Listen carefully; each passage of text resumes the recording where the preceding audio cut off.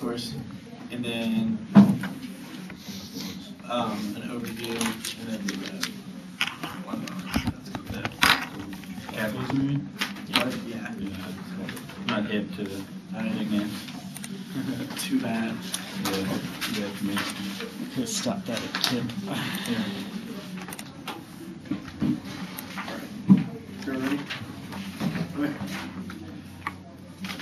On techno-strategic discourse, I want you to extend a couple things. First of all, extend that they are conceding functionally that they use the system of techno-strategic discourse and that they use that to and that they say that it's good. But extend the last two pieces of cone evidence that I read into two and see these evidence make the argument that techno-strategic discourse is rooted in the use of masculine and feminine domination, and techno-strategic discourse is just another method in which males are learning that jargon is another way that males are able to practice domination over females. This functionally means that they're conceding these two arguments, which means they're never going to access any of their patriarchy advantages, because we'll win that the language in the discourse that they use is always going to reify and make those impacts inevitable in the status quo, and make patriarchy inevitable in the status quo. Go on to capitalism today. On the overview. The affirmative makes a big mistake in when they concede our Spartacus evidence, which says that the revolution is coming now. This means that all their arguments about the fall of capitalism being bad are inevitable. The only way to avoid this is through our first piece of GJAC evidence from the 1AC that indicates that the revolution must try twice in order to prevent past failures and prevent things such as Stalinistic terror and totalitarianism. Their attempts at action put a face to the revolution and doom it to failure. Our dally and doom it to a revolution that is incomplete and that would end in that Stalinistic type of terror. Our dally evidence from the 1AC indicates that it is your moral imperative to reject anything that does not prevent that does not prevent a true revolution from happening and the true collapse of capitalism, because capitalism is the ultimate evil and will inevitably end in the extinction of all life on Earth.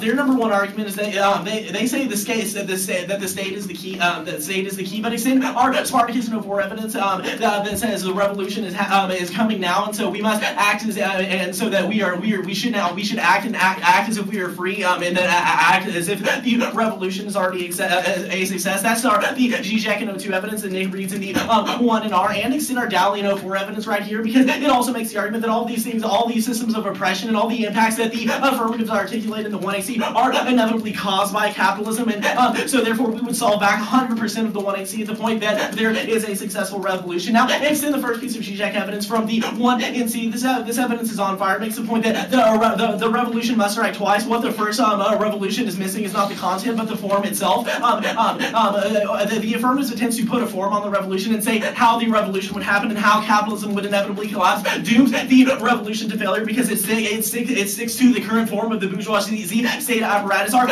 This piece of GJAC evidence indicates that results in things like Stalinistic terror, and it also dooms the revolution to failure, and it gives empirical insights as to how that happened in the past. And they say that they say they have two scenarios to extinction, but one, we're answering the first scenario to extinction with the cone evidence, and also we're also winning with our Dally evidence that we would inevitably solve back all of their extinctions for scenarios. And this is just going to further link them into the criticism, because they give justification for sticking to that bourgeoisie state apparatus, which means we can never fully strike at the form of capitalism. And they say that the movement is doomed, and that they're transformative of the legal system. But that's also answered back by the GJAC and O2 evidence, and they say that the fall of capitalism will bring about hell on earth.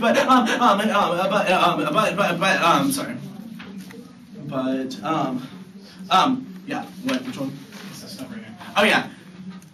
Because they said it'll bring about hell on earth because we're anti-democratic and will lead to things like totalitarianism. But that is just another example of them sticking to the current mode of thinking. The only thing that could happen outside of democracy is things such as totalitarianism. They deny the full emancipatory potential of a true revolution, in which we are actually free to think outside of the current system that is created by capitalism. They have no answers to this, and they say that they prove that they say that the all wouldn't solve, but we say the revolution's coming now. They've conceded that, and they say that the utilitarian framework is bad. That's answered back by the GJAC and O2 evidence that I just extended on the totalitarianism debate, and extend our GJAC and O2 evidence that says previous revolutions have not been radical enough in the past, which is also going to answer back any of their arguments about why the fall of capitalism would lead to those things, because those revolutions also denied the true potential of a revolution by not striking twice. And they say that let's see, and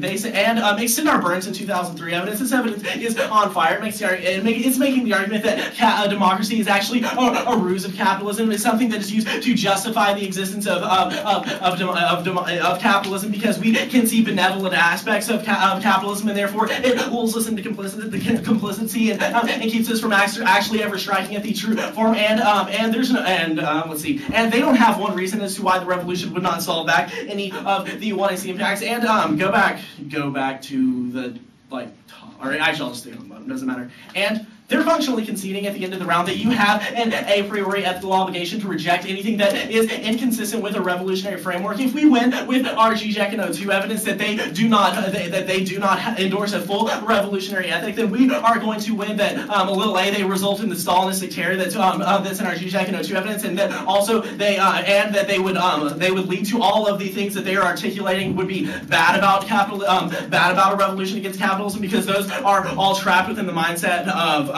past revolutionary failures. And we have the biggest impact in the round. That's the Dalino for evidence, because it says functionally that capitalism makes extinction inevitable, and also that utilitarian frameworks can't even explain how bad capitalism is, because capitalism is able to ingest its own excesses, and that takes value to life. Which yeah, all that. it takes away value to life, which non-uniques all that, and the revolution solves back all your case. So that's all. All right, can I do Dali stuff? Yeah. 5.